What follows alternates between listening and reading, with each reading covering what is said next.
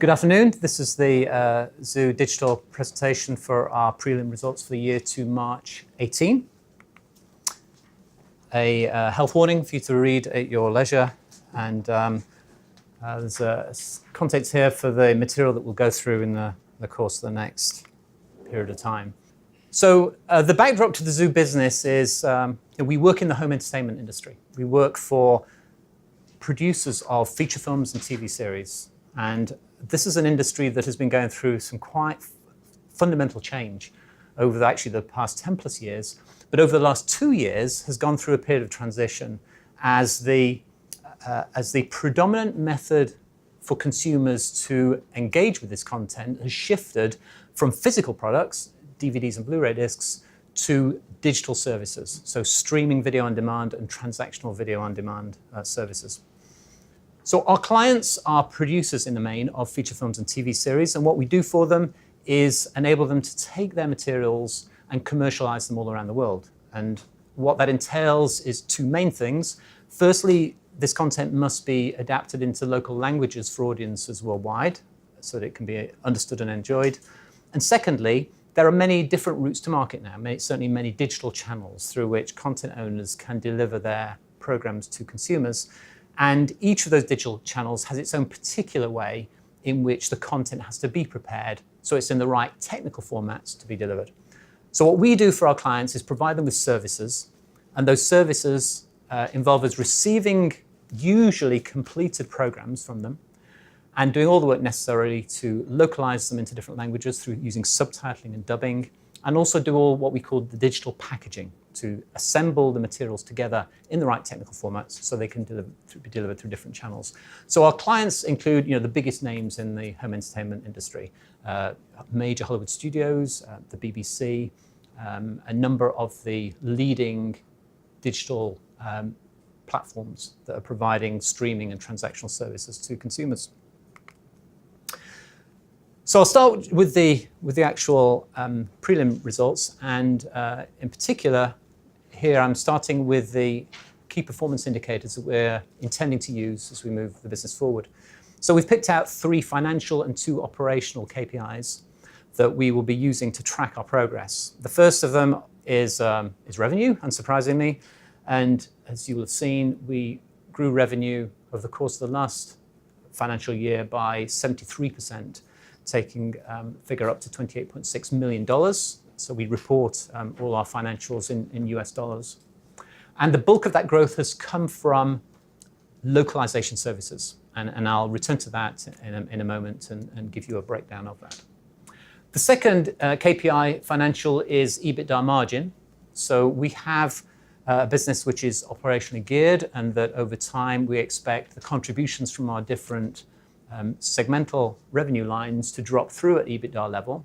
But as you can see in the year to March 18, that's taken a step backwards. And that was a planned change where we have taken a conscious decision to invest in our new dubbing platform and services, which again we'll speak of in more detail in a moment.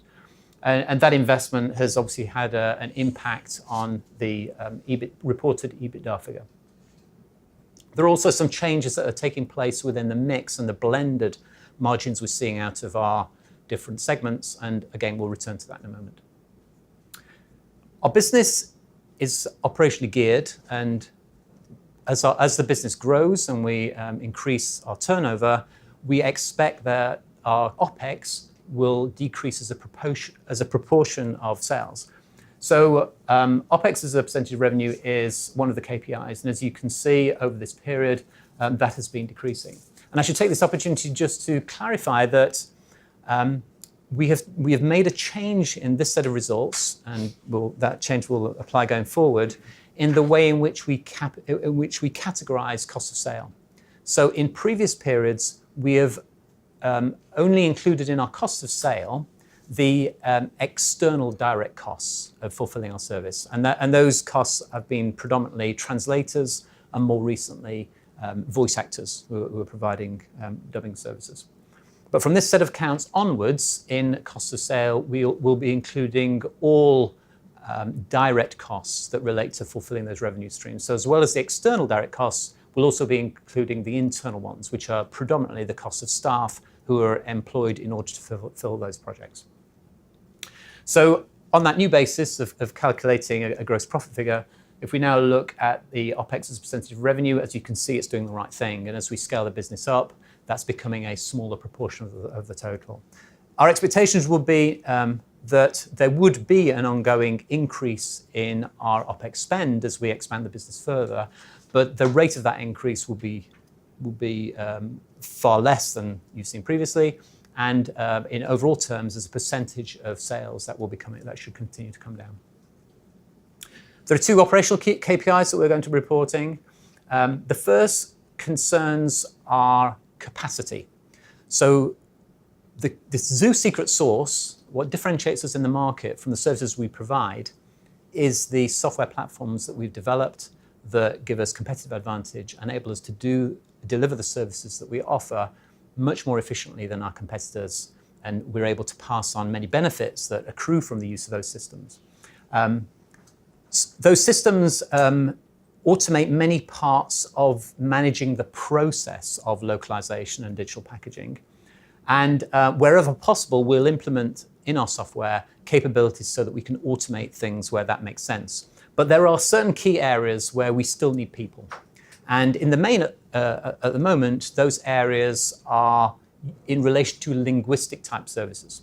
So we need human translators, because although machine translation in some applications is now used very effectively, in our market, where the subject matter is dialogue, which is very contextual and nuanced and idiomatic, machine translation at the moment doesn't really have the capability to be able to automate the translation. So consequently, we still use human translators. And we also, now that we're engaged in dubbing, which we've been working on for the past year or so, we also have freelancers who work in that area too, so voice actors, dubbing directors, and audio mixing engineers. Unlike our competitors that would often have many of these folks on their payroll, in our case, all of these individuals are a scalable external resource. They're all freelancers, and we engage with them very efficiently through our cloud-based systems over the internet. So the number of freelancers that we have at any time is in effect defining the capacity that we have to provide those kinds of services across the different languages. So clearly, we have a mandate to grow that network. Previously, it's really been about getting more and more translators, but now that we're involved in dubbing as well, it's about adding the number of voice actors and dubbing directors and audio mixing engineers. So we grew over the year that network to over 4,000, which is more than double the prior year figure. And in fact, since the period end, since the end of March 18, that number is now up to about 5,000 freelancers. So we're really making great progress in expanding that pool of talent.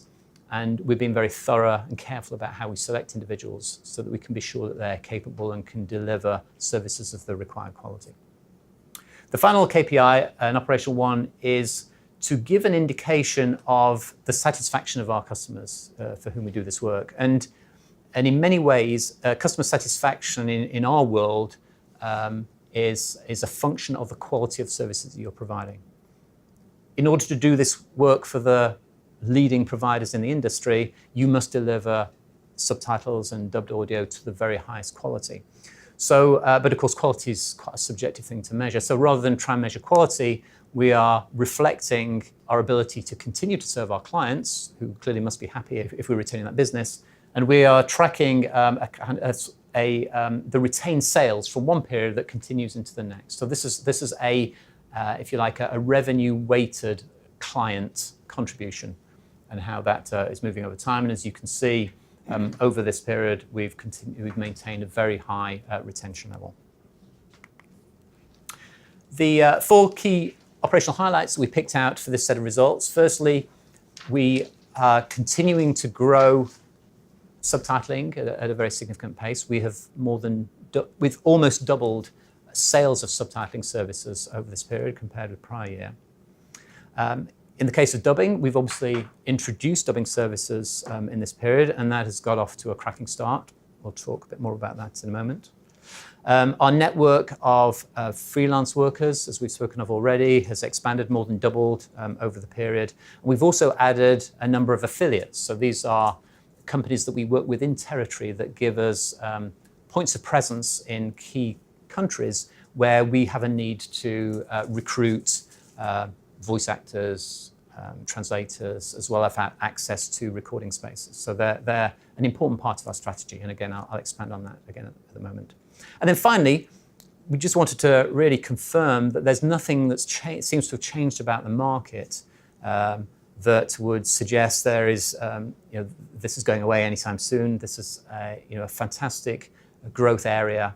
There is more and more content that's being produced and commissioned, particularly by the leading streaming video services. And the demand for languages continues to grow. This content is going to more and more countries, and that's all leading to the need for more services of the kind that Zoo provides. I just want to take a moment just to talk about how the home entertainment market has changed over the years. And home entertainment has its origins in videotape. And in fact, videotape was, for almost 30 years, the dominant way in which we as consumers would consume home entertainment content, feature films particularly, and less so TV series during that era. The period within which the transition from tape to disc was such that disc was the dominant platform was relatively short, only about 8 years. This disc era is the period when the bulk of revenues in the industry were generating from sales of DVDs mainly, and Blu-ray to a degree. So the switch over to the digital era, when the bulk of content is being consumed mainly in the form of streaming video, that happened as recently as 2016. So there was quite a long transition away from physical towards to digital services. With those changes, one of the things that has also changed is the business model by which we as consumers acquire this content. So in the tape era, predominantly that was all about rental. It was about going down to a video store and renting tapes. And then as we moved into the disc era, sell-through and purchase of discs became very popular. But as we're now in this digital era, subscription has taken over as being the dominant means by which this content is commercialized. So for a content producer, the landscape now looks actually very different from the way it did in the days of DVD. There are lots more channels, routes to market. Figuring out how to maximize the return on investment of producing this content is a much more difficult thing to figure out. A key consideration in this change within the marketplace for Zoo is the effect that these changes have had on the demand for localization services.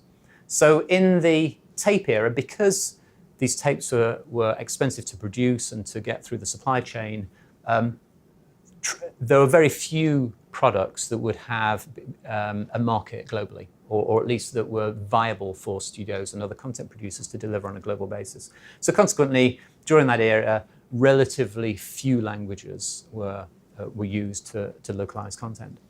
That did take a significant step up during the disc era, and in particular DVD made it possible to much more cost-effectively reach more territories. But that step up has been nothing like the transition that we've seen as we've moved into digital distribution. So for a content owner now, working with some of the leading global providers of these streaming services, it's possible to reach pretty much the whole world and audiences in practically every language. So that has created enormous demand for localization into many more languages than were ever viable in the past. So those dynamics all lead to a very vibrant opportunity for Zoo and companies who are providing these kinds of services. As I mentioned earlier, what sets Zoo apart is our technology platform. So fundamentally, we are a very innovative company that has an internal team of 25 people who are engaged in R&D, developing these software platforms, these cloud computing platforms that provide for us this competitive advantage. And these platforms are central to everything that we do. They're used by our staff, they're used by that network of 5,000 freelancers, they are used by our affiliate partners in territory, they're used in some cases, by our clients who are using them to submit orders to us and to extract the deliverables from the work that we do. So these platforms are fundamental to our strategy, and they are the thing that sets us apart and gives us the competitive advantage we have in the market. Zoo, as a business, came to the market in 2001, and under a different management team had a different focus at that time. So the current business plan actually has its origins in 2006, which is the year in which I became CEO. And since that time, we have been investing heavily in the development of technology. So the platforms that we're now using to provide these services have been developed over 10 or more years. So there's a significant investment in the technology platforms, which provide us with some degree of a barrier to entry for others to come into the space and to attempt to replicate the things that we do. I'll just take a moment just explaining how our technology can revolutionize some of the processes that take place within this industry. And for this, I'll focus specifically on dubbing. So if I spend a moment just explaining the way in which dubbing is performed in a traditional business. So that's all of our competitors who offer these services currently.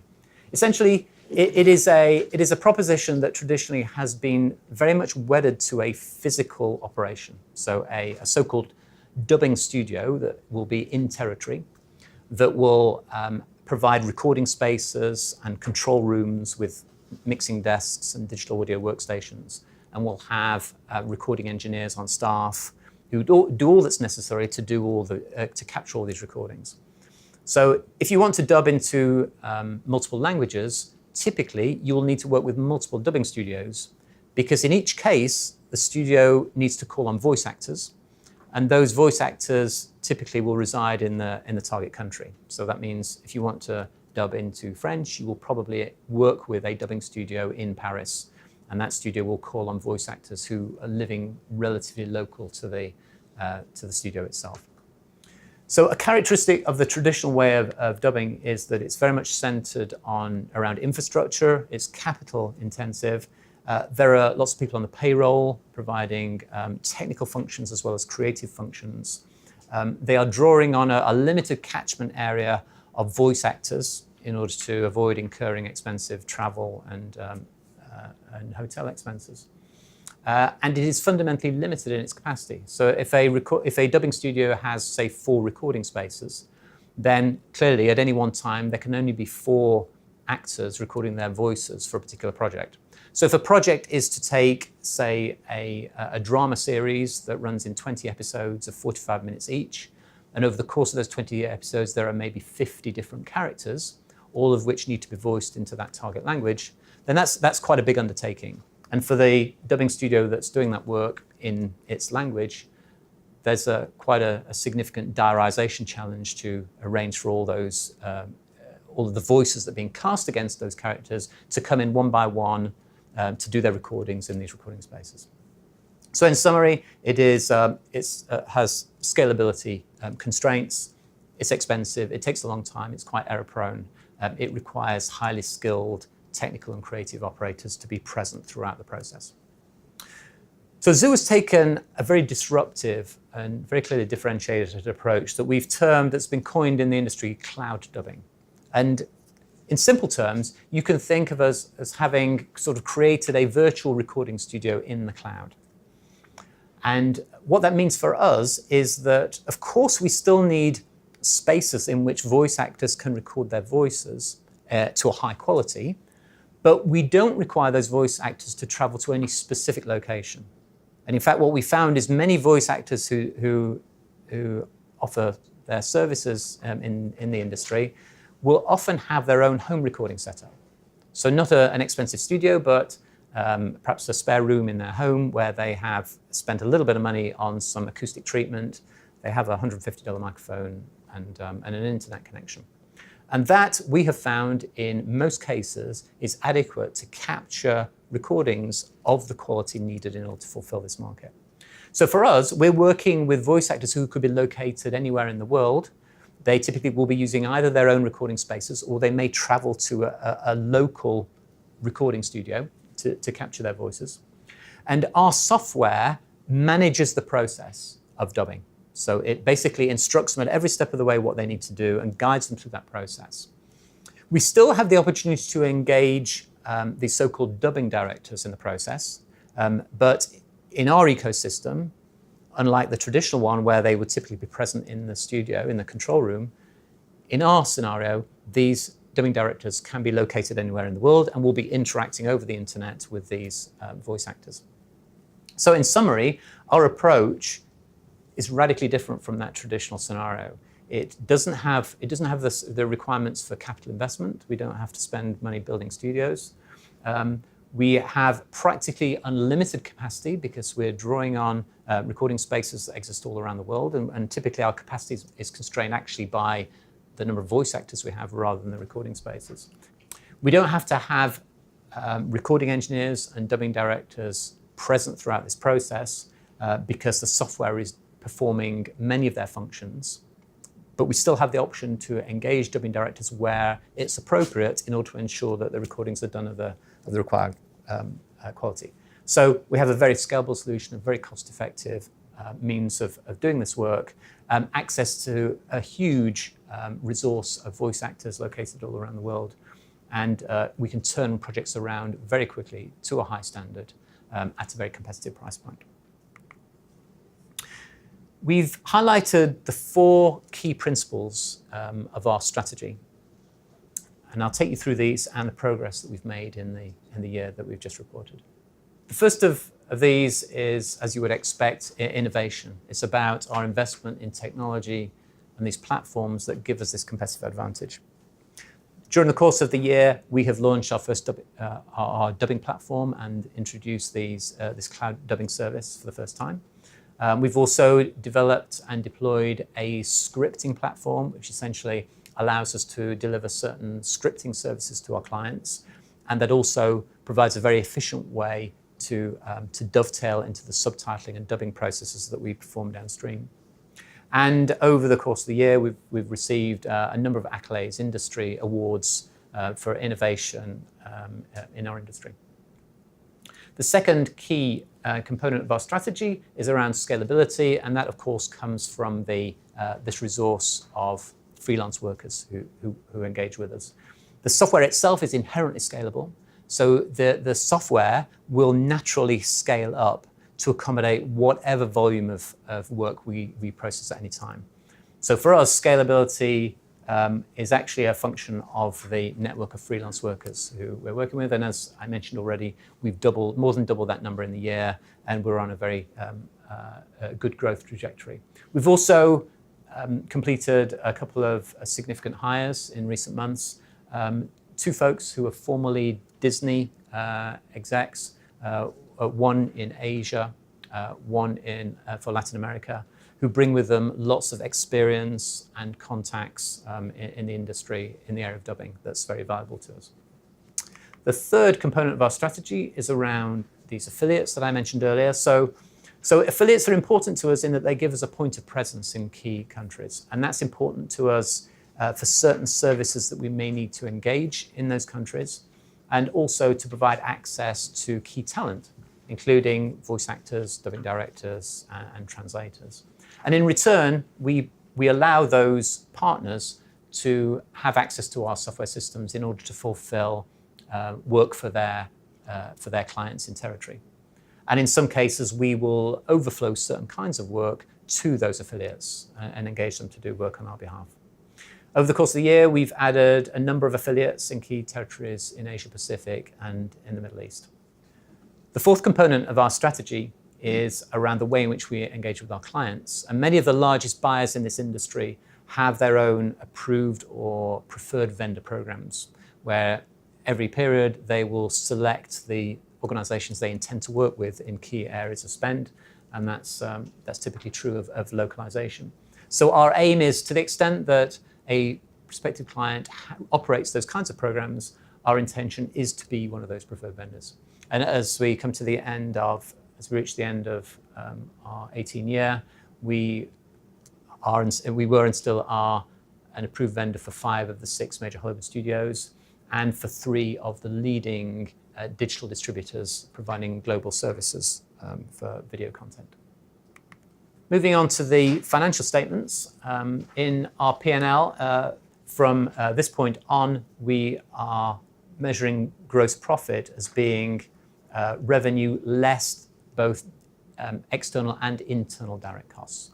So as a consequence, the 17 figures have been restated, but only insofar as there are certain costs that previously appeared as OPEX that have now moved into cost of sale. But otherwise, that doesn't affect in any way the profitability of the business, but it provides a more representative way of looking at the business and how it's performing. So as we said already, sales have risen by 73% to $28.6 million. I guess a couple of things that I would pick out of this are particularly some items in the finance section of the P&L after EBITDA. So the company has a convertible loan note. It is for a sum of just over 2.5 million sterling. It runs until October 2020. It carries a coupon of 7.5% and a conversion price of 48 pence. And in previous periods, that loan note was underwater. So the share price was trading at a level below 48p. And as a consequence of that, the way in which that was represented in our balance sheet was that it was treated as though it was straight debt. But now that the share price is a good way above that 48p conversion price, it has to be treated for finance purposes as an embedded derivative. And for that reason, there is a charge that we have to show in the finance section of the P&L and that is mirrored in our balance sheet that corresponds to a fair value of that embedded derivative in the loan note. And as you can see, that gives rise to a $4.7 million charge in 2018. So it's important to understand that it's purely an accounting treatment. There's absolutely no cash impact on it. In fact, the expectation is, of course, that the loan note at its term will actually convert into equity rather than be repaid. So there will be no consequential charge that the business receives beyond the issue of equity to satisfy that conversion of debt. In addition, because the convertible is denominated in sterling and we report in US dollars, we have to, the date of every balance sheet, we have to value the sterling denominated loan note in dollars, and that obviously will give two changes as the exchange rates move. So in the prior year, that flattered the P&L by $600K, whereas in the current year, it's led to a roughly $500K charge. So clearly there's been a $1.1 million movement in a line in our P&L, for which again there is no and there will be no cash impact. So it's purely an accounting treatment, but which can lead to a kind of confusing picture on the P&L. Lastly, there is a charge here, 115K in the year for conversion of loan into equity. So 500K sterling of the loan note was converted last April at 9 pence, which was the price of a placing that we did at that time.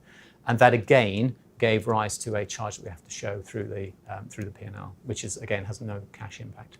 So in fact, it's only the finance cost that is in the finance section here that actually would have any cash implication, and that corresponds obviously to the cost of servicing the loan note, that 7.5% coupon, as well as some other finance charges to do with leases on equipment and other things. So of those revenues, let me just spend a moment talking about the segments. So there are three segments in which we operate, and again, going forward, we'll provide this level of detail in our reports. The three segments are firstly localization, which embraces subtitling and dubbing and captioning as well. Captioning is to do with providing, for example, subtitles for the deaf and hard of hearing. So similar to, but a little bit different from subtitling. All those services are bundled together in this one localization segment. The second category is digital packaging, which is to do with preparing the materials in the right technical format so they can be delivered through these different channels. And that includes DVD and Blu-ray disc, as well as these digital platforms. And then the third category is software licensing, where we receive revenues through clients using our software and paying us fees for that software. So taking a look at how the progress that we've made, as you can see, moving from 17 to 18, the growth has really all come from this localization segment, where we've grown the top line by almost 150% to $21.4 million in the period. And the bulk of that growth, as I mentioned earlier, has come from subtitling, which has more than doubled in the period. And we've also included in the year 7 months of sales of dubbing services, which were introduced in the period. What you're seeing in the margins on localization is a transition. So you see that there's been an improvement in margins from 17 to 18. And that's a combination of two things. It's a combination of the maturity of our subtitling services, which we've been delivering now for 5 years, and where we're now delivering healthy contribution margins, but which have improved since 2017. But in 2018, we also have initial revenues from sales of dubbing services. And in these early stages of dubbing, what's absolutely essential is that we provide services of highest quality to our clients. And because we're at the very beginning of offering these really very challenging new services to major clients in the industry, we're being very cautious about how we proceed there. So we're ensuring as we progress in these early stages that we've got surplus capacity to perform those projects, so that if we do encounter problems along the way, we have the time and the capacity in order to remedy those problems, in order that the quality of what the client receives is not compromised in any way. So that, together with other investments that we're making in dubbing, and some of those investments are represented now in the cost of sales line, others are represented in that OPEX line, that is contributing to a suppressed margin that we're reporting in 18 for localization. The second category, digital packaging, is more than half of the sales number here comes from services, legacy services for the Zoo business in providing solutions for DVD and Blu-ray. And those are good margin services. But in digital packaging, there are a number of different service lines. So you're seeing kind of a blend of those service lines in the margins. So what we saw in the period was that whilst the other service lines of digital packaging grew, there was a decline in the Blu-ray and DVD work, which reflects the natural decline that's happening within the industry as this, with this continuing movement away from physical products towards digital. So certainly there are plenty of titles for which DVDs and Blu-rays are still viable, and they will, I'm sure, continue to be produced for some time. But the number of titles that are viable is reducing over time, and therefore we expect, and in the forecasts that have been prepared by our analysts, the working assumption is that DVD and Blu-ray will continue to decline. So the reduction in sales here is largely a consequence of the decline that we've seen as expected in DVD and Blu-ray. And because of those contributing at a higher margin, that's actually gave rise to a decline in the contribution margin from that segment. The third category, software licensing, is mostly to do with legacy products, actually. Products that we've developed over the last 15 years that we license to major Hollywood studios and others that generates very high quality recurring revenues. That's declined slightly over the period, but obviously provides very high contribution margins. So in the mix, overall, in 17, we, based on this new categorization of cost of sales, then we saw a gross profit of 45%, and that declined in the period to 35%. But moving forward, the expectation is that as we expand our services, particularly around dubbing, and improve margins there, that we should see an improvement in that gross profit contribution. On the balance sheet, I guess a couple of things to pick out here. Firstly, the increase in trade and other receivables. As you can see, year on year, that's taken a very significant increase, roundly doubled in the period. And that is totally a consequence of the growth that we're seeing in the business. In fact, more than 95% of what's in that number has subsequently, since year end, been converted into cash. So there's no issue with collection of receivables. It's really what you're seeing there is just a function of the growth that's happening within the business. A couple of other things to note: the convertible loan notes that I mentioned at this point last year had until October 17 as its maturity date, and so in the previous year's set of accounts that had fallen into current liabilities. But at the same time we did the placing last April, we also agreed with loan note holders to extend the term of that loan note out of a further 3 years to October 20. So another change that you're seeing here is a movement of the value in that convertible loan moving from a current liability into a non-current.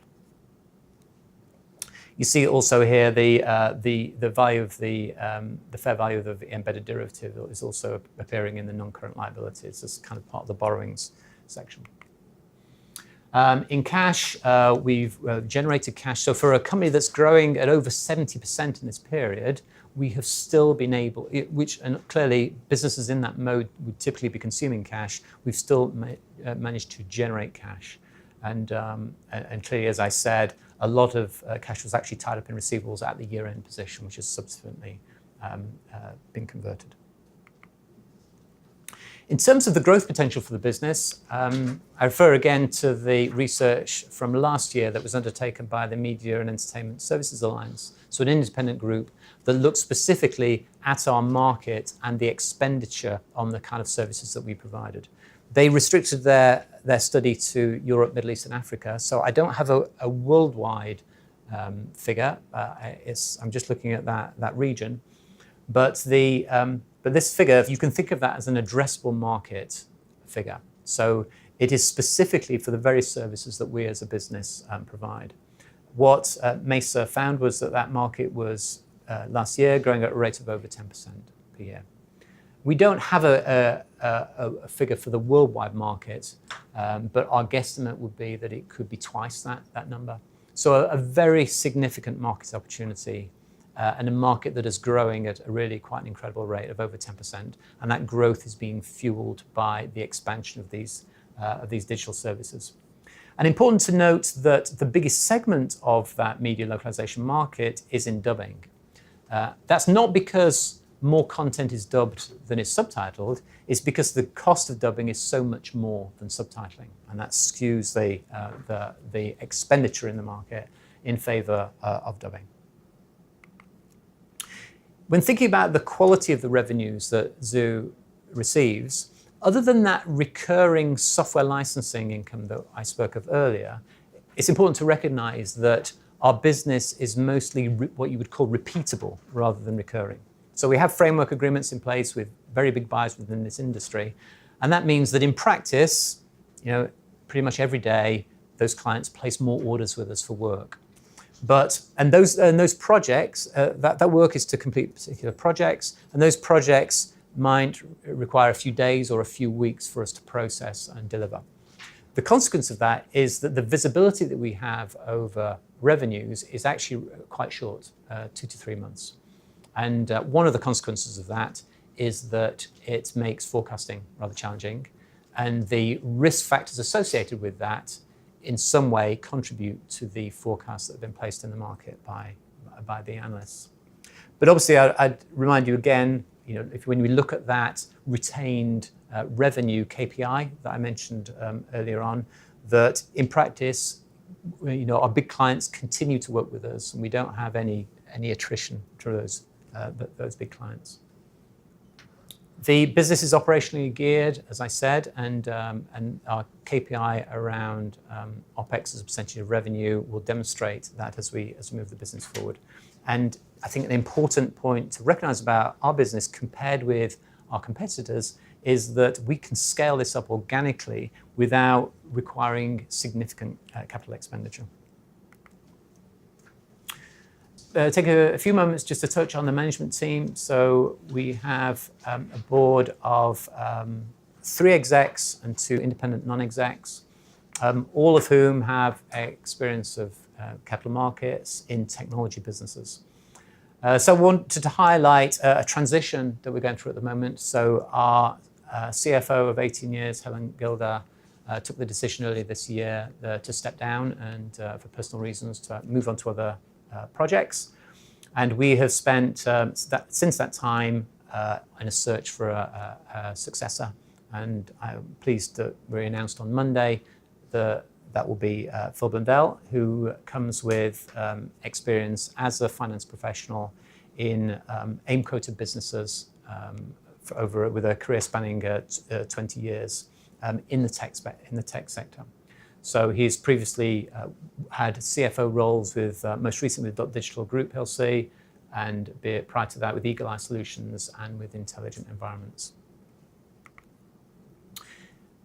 The business operates predominantly out of 2 production centres, one in Sheffield in the UK, the other in Los Angeles.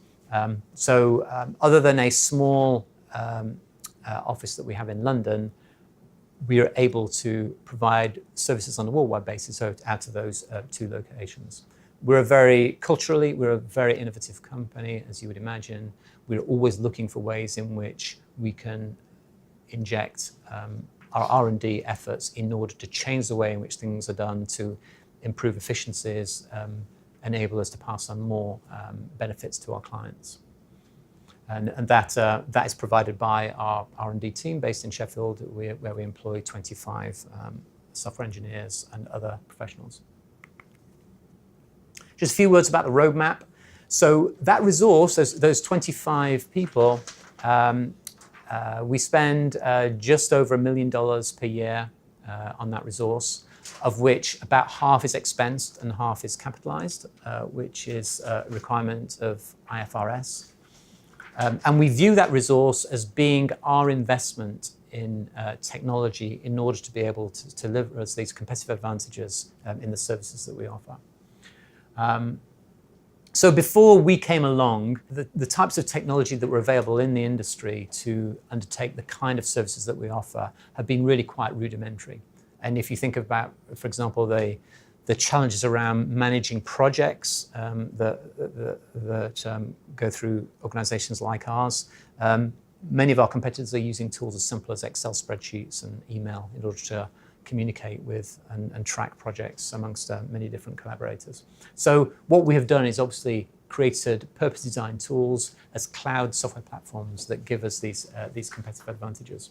And we will continue to invest. So although we have these platforms in place now that are enabling us to deliver subtitling and dubbing and digital packaging services, there are still plenty of opportunities that we see to continue to refine, enhance, extend their capability in order to make us more efficient, to be able to pass on more benefits to our clients, to enable us to process more volumes and generate more revenue.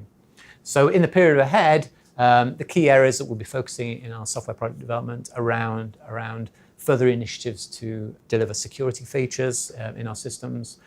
We'll be integrating the digital packaging components with our localization systems, again, to make things much more streamlined and efficient. Because one of the things that we anticipate is that increasingly our clients will want to bundle together digital packaging and localization with the vendors that they're working with. We'll also continue to find opportunities in the area of dubbing for activities that we can automate to make more efficient. We have kicked off in the last few months a research collaboration with an academic partner around machine learning, particularly in speech technologies. And that should yield capabilities that would be very beneficial to our dubbing services. And finally, casting, which is essentially in these foreign languages, selecting the voice actors who will provide the voices for each of the parts of the screen actors. That process, we're going to be expanding the feature set in our systems to enable that to be done by our clients if they need to, so they have access to our database of talent and can potentially audition different voice actors in different roles. So finally, the investment summary and our outlook is that you have a sense that we're operating in a very large market. It's at least $2 billion, perhaps as big as twice of that. So that's an addressable market that is growing rapidly. We have a defensible position with a very clear competitive advantage by virtue of the investment we've made over 10 plus years in our technology platforms. We have very strong relationships, long-term relationships with many of the biggest buyers of these services in the industry. And we're able to generate good margins from those services and to generate cash, which is already been demonstrated. I should say that in the past, in terms of those client relationships, we have historically had quite a dependence on a particular client. And one of the focuses of the business has been to kind of diversify the client base and reduce client concentration. And one of the things we reported in this set of results was that our largest client, which previously had accounted for more than 80% of our sales in prior years, and last year accounted for 44%, that had fallen to 34% in the current year, and with the second largest client contributing about 24% of our sales. So we're making good strides in terms of the diversification of our revenue sources. We have a strong and strategic management team, and further strengthened with Phil Blundell joining us. We've got a sales pipeline that continues to grow across all our offerings, and great opportunity for continued growth in the future. And we're very confident of achieving ongoing organic growth as we take this business forward. Happy to take questions, as long as they're not about embedded derivatives. You highlighted the large clients you have. Is there a situation where certain studios or streaming services that you don't have as a client at the moment wouldn't take you because of the work you do for other studios, etc., or is that not a situation? We don't see any evidence of that. So neither between the actual content producers. So so I think your point is still valid when you said one film studio compared with another. Would one film studio say, well, because you work with our competitors, we won't use you? So we don't see it there, and we don't see it across the digital platforms. And the reason for that is that the service that we're offering is very specialized. It's quite niche. It's a component of the much bigger global localization services industry, which is a $50 billion worldwide market. Yeah. So we're dealing with a niche but high value segment of that wider market.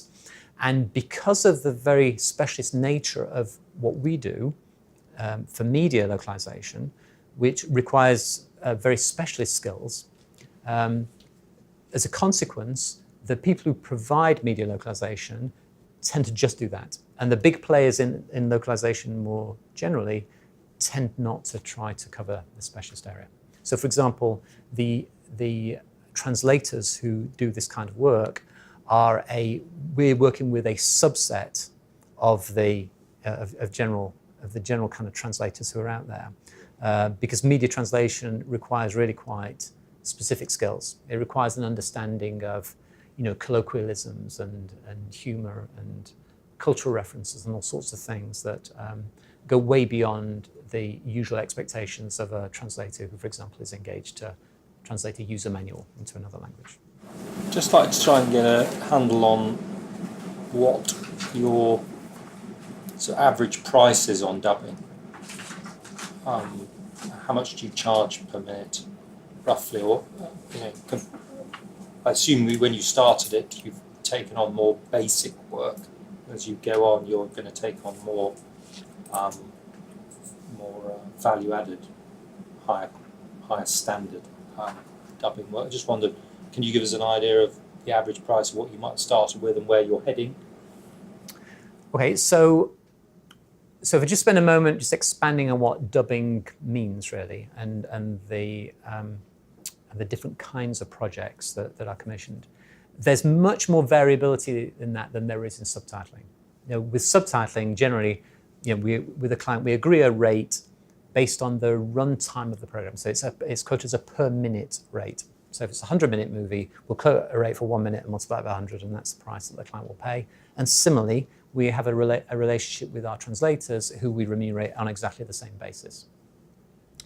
So although there's variability in subtitling between different languages, some languages are more expensive to produce than others, it's a pretty straightforward pricing matrix. With dubbing, there's far more variability. So the very first thing is that there are two main styles to dubbing.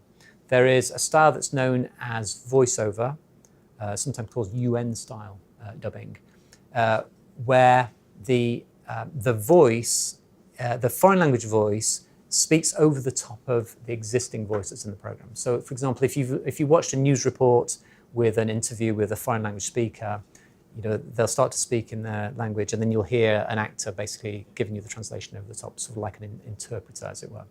So voiceover dubbing is that style, and it is used for certain genres of content. So particularly unscripted content is usually, I think, documentaries and reality TV type things will use that style. Also, it's a style that is traditionally used in certain countries. So in certain countries, it is the norm, even with drama series, to use voiceover dubbing. That's just the way that it works. So voiceover dubbing is relatively straightforward. And to your point, when we first implemented our dubbing platform, initially, it was capable of doing voiceover type projects. So the other main type of dubbing is referred to as lip sync dubbing, which is probably the style that we in this country are more familiar with if we see a dubbed program. With lip sync dubbing, what you're aiming to do is to create the illusion that the person on the screen who's speaking is actually speaking in that target language. And it's not always easy to achieve, but when it's done carefully and skillfully, it can be done in a relatively convincing way. And obviously to do that, you have to completely remove the original language voice, and the voice actors who are replacing their voices have to record their lines very carefully so that they not only convey the right emotional content that matches the original speaker, but also the timing of the delivery of their words in their target language gives a plausible match to the movement of the lips of the on-screen speaker. So that's quite a challenging ask. So that's much more complicated, it's more difficult, it takes more time, and therefore it costs more. So you've got those two factors, that factor, the style of dubbing that's used. And then you've also got a consideration for the number of voices that you will require in order to produce the content. So for example, if you're dubbing by voice over a documentary, which is a single voice that's narrating a program, then clearly that's a much simpler and quicker and cheaper thing to produce than if you've got a drama series that runs into 20 episodes and has 50 different screen actors, all of which you need to find voices for in each of the languages that you're going to dub. So it's hard to answer your question really and say that there is a kind of rule of thumb. There's quite a lot of variability. So what I would say is that in our ecosystem, because of our systems, we've got tight control over the process and how things operate. And one of the things that we've implemented in the period is a cost estimator that we can make available to our clients. So one of the things that our clients can do is use this system to put in the parameters of their particular title. So it'll ask them, how many episodes of how many minutes and how many different voices. And of those voices are any of the children, because that's another factor that affects costs and so on. So they'll put in this information, and then this system will give them an estimate that actually is very accurate of what we would charge them in order to produce that kind of content. So that's very helpful. And one of the things that helps them to do is scenario planning when they're thinking about, okay, so which languages should we localize this? And also one of the things it deals with is the incremental costs of doing the digital packaging for the different platforms. So they can say, well, if we were to go out through this channel, what does that mean? How many languages do we need, and what would be incremental packaging costs for that? So, but overall, in terms of the place that we're operating in the industry, we're able to offer these services at competitive rates compared with the incumbent providers. And of course, one of the features of our proposition is that subject to having voice actors and dubbing directors in all the languages, our approach is language agnostic. So whereas the traditional providers, a Paris-based dubbing studio dubs into French. So through our platforms, we can dub into any language, as long as we've got access to that talent. And this is something we highlighted in the statements for the results. So we're effectively a one-stop shop, and we now have clients who are treating us as a one-stop shop and coming to us and say, well, here you go, take care of the whole thing for me: this digital packaging, the subtitling, and the dubbing for across all. So you can do voiceover, no problem now. So voice, yeah. So back to your question. So voiceover. So for the first several months, 8 months that we were doing this, we were just focusing on voiceover projects whilst we were developing the capabilities for lip sync dubbing. And then from around the April, we had the capability in our systems to fully go ahead. We'd done tests and early projects prior to them, but from April we said, okay, we're ready now to be offering lip sync dubbing. So now when a client comes to us, subject to that capacity in our freelancer network, we can undertake any dubbing project. The first question: do you read The Economist? Not regularly, but I have read the article that you're. I'm just about to ask you about. So you know what I'm going to ask you. Good. HBO is expected to accelerate its move away from its premium base, investing in shows outside America, $2.5 billion on content this year, as will Hulu. Apple, $1 billion. Amazon, $4 billion. Netflix has started turning non-English language shows into hits. Money Heist, a Spanish crime caper series, and Dark, a piece of German science fiction about missing children. 9 out of 10 people who watched Dark were from outside Germany. Upcoming releases are Hindi, Turkish superhero, Arabic, Shooting in Oman and Petra. They'll all be dubbed into a range of other languages, as Netflix English language shows are. Is that to what extent do you think you can share? And is that an explosion of content in your view from your past experience? It is. So, I mean, I can't obviously comment on the specifics of the particular. Sound enormous. Yes. So what we are observing is that there is more content that's being commissioned. Obviously, I mean, it takes a while. So when one of these companies puts a budget aside to this, you may not see the fruits of that for a year or more. Yeah.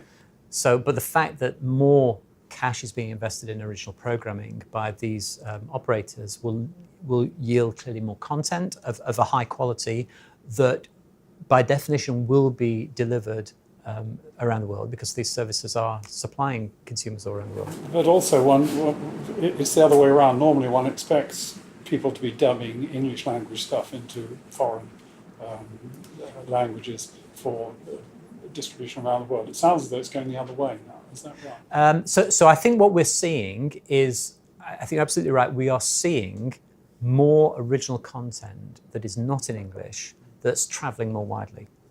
And I think digital distribution sort of gave a taste of some really interesting cases where, content that was produced for one country that was really only ever thought to be applicable in that country suddenly has appeal in other countries that have a particular interest in those genres.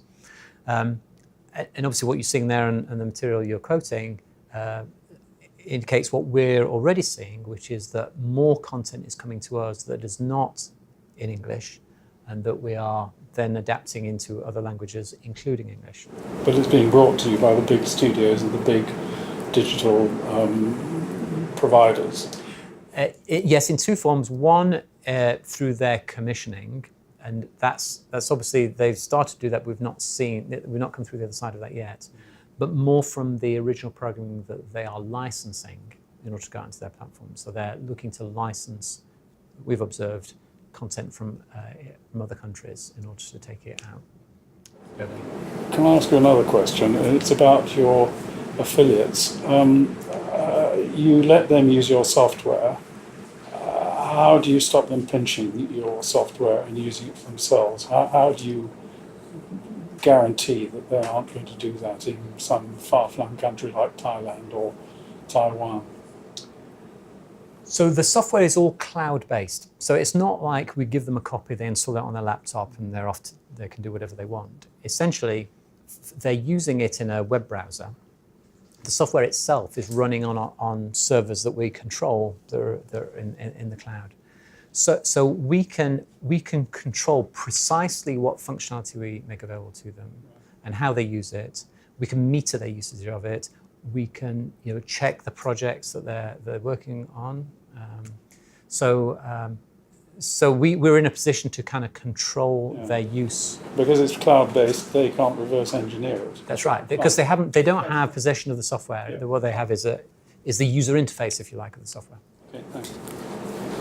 Could you say anything about the research initiative on machine learning? How would that sort of fit into what we do? So the way in which we're operating at the moment is that we have, when we take on a dubbing project, for each language, we will assign a dubbing director to that language version. And the dubbing director is essentially the ultimate person responsible for the quality into that language. And they will play a part in casting, most likely the voice actors who do the recording. And they will kind of oversee their work.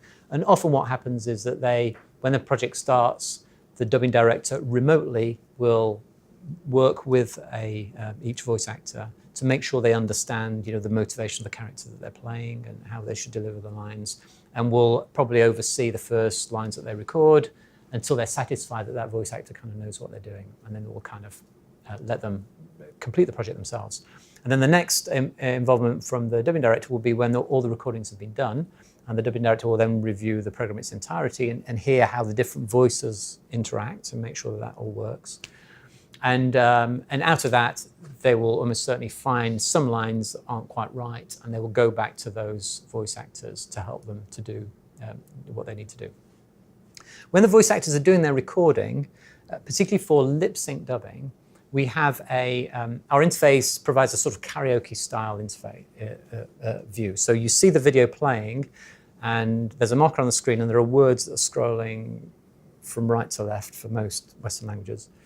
And when those words cross that line, that's the point at which they should be spoken. And if the voice actor speaks the words at that point, there will be a good match to the lip sync.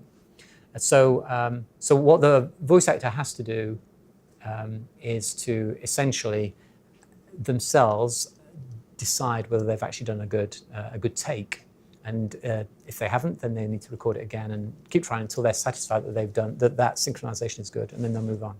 Of course, the dubbing director at a later stage may disagree and come back to them and say, "We still need you to do this."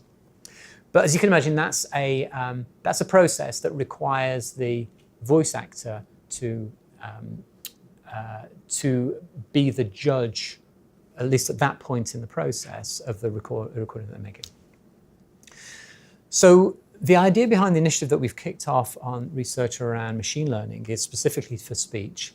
And there are a number of different application areas that we see, but one of them is to provide assistance and support to the voice actors to help them to do a good job of that lip sync dubbing. So it will. So currently, for example, one of the things that it does already is to look at when they actually start speaking and when they finish speaking, and to make sure that they basically match the on-screen speaker. And it will give them feedback. So if that doesn't match, it will say, sorry, that doesn't fit, you'll need to have another go. But at the moment, what we're not doing is measuring the quality of fit during the recording.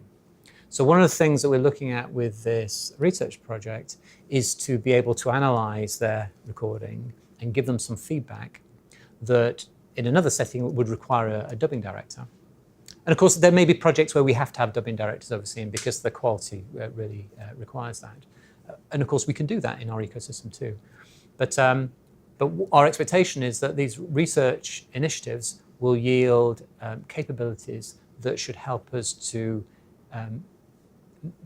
enable our voice actors to be more time efficient in what they're doing, and also potentially to do a better quality job of what they're doing in terms of the accuracy of their lip sync work to the on-screen voices. Stuart, going back to next question, if you were to look at that matrix behind the estimator for your customers, what do you think the range might be for a range for dubbing, for lip syncing and voiceover? in terms of all the different languages? Are we talking sort of $50 per minute, up to 500, or is there a cluster around 200? Or just give us a feel. Because what we're all trying to do is to try and work out, try and create a model. Yes. And we're struggling. Yes, and I think it's hard. So obviously one of the things that we've indicated is the rate at which we're stepping up the volume of dubbing work that we're doing. So in the first couple of months, when we were very beginning, we were doing 30 hours a month roughly on average. And then for the next 6 months, so that was the second half of our year, we'd step that up to about 80 hours a month of completed dubbing output. And then subsequent to year end, in the last 2-3 months, we've done more like 150 hours a month. And at the moment, whilst we're in these early stages, we are in effect constraining, we're sort of imposing a cap on what we're prepared to do, within which we are comfortable that we've got surplus capacity, so that if there are issues that arise because a new version of the software doesn't quite work, or we encounter some particular problems with voice actors in a particular country or some such thing, then we've got the capacity to be able to remedy that situation and still deliver the project on time. So those numbers are sort of reflect kind of where we said, okay, for the next period, we'll do this many hours, and we'll kind of work with our clients in order to adjust things in order to meet that kind of level. So clearly what you'd like to do is to see those numbers and say, well, multiply that number of hours by this blended number, and that will give us a number.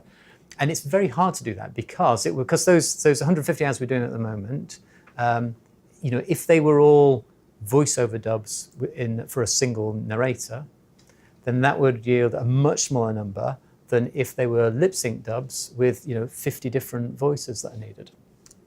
Also, these costs vary by language. So there's kind of variability. So again, when we're saying 150 hours, you've got no idea what languages those are in. So I'm not sure I can really help you in terms of giving you something that you can then plug in a model and say this is what it where it will come out. I mean, what I can say is that we're 5 years into subtitling, and over the course of the period we're reporting on here, we were doing almost 10,000 hours per month of subtitling. So the output that we were delivering back to clients in aggregate was about 10,000 hours per month. And obviously at the moment we're doing 150 hours of dubbing. Now, as we know, because the cost of dubbing is so much greater than subtitling, that sort of skews the picture. And the demand for dubbing in terms of number of languages is lower than for dubbing than it is for subtitling. So a typical order that comes to us, there will be more subtitling languages than dubbed languages. So it's quite a complex. So then the next issue is if one looks at the FinCat forecasts, they would seem to be quite conservative. You have explained them quite conservative, but I suppose there are some negatives that are going on in terms of Blu-ray and DVD. So is that what's driving the extreme conservatism? So as I touched on earlier, the visibility we have is really quite short. So other than that roughly $2 million of recurring software income that is pretty much banked, the rest is all repeatable business that comes in one day, is fulfilled within the next few weeks. So that visibility that we've got is really very short. So I think if you were an analyst writing research on us, would you say, okay, Zoo delivered 73% growth last year, so let's assume we're going to do 73% in the year ahead, but maybe just scale it back a bit? Or would you say, Zoo did $28.6 million worth of sales in the previous year, so probably they should be able to do the same plus a bit? And I think, given all the risk factors around the fact that our visibility is short, around the fact that there is still client concentration clearly, in theory, one of those clients could just decide not to order any localization anymore. I mean, it's a bit unthinkable, but stranger things happen. So that there are so many risk factors that you'd have to, if you're standing back from being real objective about it, you would say, well, that putting an aggressive forecast together is quite a bold thing to do. So I think what you're seeing in the forecast is a prudent look at the business, how it's moving forward, reflecting those risks, recognizing the fact that clearly a big element of our growth potentially will come from dubbing, which is much higher value in terms of what we would charge for those projects, yet we are still at very early stages in that. So I think when you put all those things together, I think you have to take, if you were that analyst, I think you would probably take a prudent view. Thank you. You talk about the short window of being able to see forecasts or because you get an order in and you fulfill it. As the volume ramps up on the dubbing side, will that inevitably mean there is scheduling of a higher level of scheduling of jobs being required, and hence you will actually begin to get a longer window of visibility? I'm not sure I could speculate just at the moment what effect that might have. So I think in the industry, in terms of the traditional way in which dubbing is done, I think typically there is more visibility enjoyed by our competitors. Because, of course, because they're physical premises, they have to book that studio time. And they have to make sure they've got recording engineers on site and so on. So they need to give a fair bit of notice to that. You can't come and rack up at the last minute and say, I'd like you to do these 20 hours of dubbing for me and I need it by next Thursday. You'll need to book that ahead of time. So I think whilst in the industry today, it's usual practice to do that, I think the very fact that because our approach is so much more agile, I think clients will naturally just think, well, if it's Zoo, we won't need to give them that. I think a separate question is whether we could potentially have different kinds of relationships with clients that could give us a better visibility. And obviously, to the extent that that's possible, we'll seek to put that in place. But I think, again, we're just way too early in our rollout of these services. I can fully understand what you're saying on the dubbing side. On the subtitling side, what is your experience there? Obviously, there's much bigger volumes there.